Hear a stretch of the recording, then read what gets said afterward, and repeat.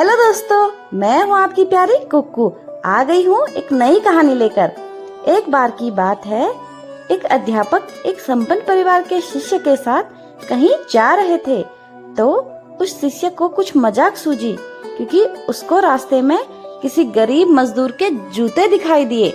उसने अध्यापक से कहा, गुरुजी, अगर हम इन जूतों को छुपा दें तो कितना मजा आएगा। देखते हैं कि मजदूर पर इसका क्या असर पड़ता है। अब उसको तो मजाक सूझ रहा था, लेकिन गुरुजी ने कहा कि नहीं, गरीब इंसान के साथ इस तरह का भद्दा मजाक करना ठीक नहीं है। उसने कहा, क्यों ना हम इन जूतों में कुछ सिक्के डाल दें और देखें कि इसका इस गरीब मजदूर पर क्या प्रभाव पड़ता है। उन्होंने ऐसा ही किया। जैसे ही मजदूर अपना काम करके लौटा और उसने एक पांव अपने जूते में डाला तो उसको कुछ कठोर सा महसूस हुआ। उसने अंदर हाथ डाला तो उसको कुछ सिक्के दिखाई दिए। वह थोड़ा आश्चर्य में पड़ गया। आसपास किसी को देखा तो कोई भी दिखाई नहीं दिया। वापस उसने दूसरा पैर अपने जूते में डाला और वापस उसको उसमें कुछ सिक्के दिखाई दिए।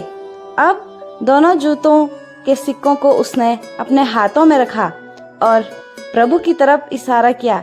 हे प्रभु, पता नहीं किस भले मानुस ने यह सिक्के मेरे जूतों में छुपाए हैं, लेकिन जिसने भी छुपाए हैं उसको मेरी दुआ है, ताकि इन पैसों से मैं अपने बच्चों और पत्नी के लिए कुछ खाना और दवाइयाँ ला सकूंगा।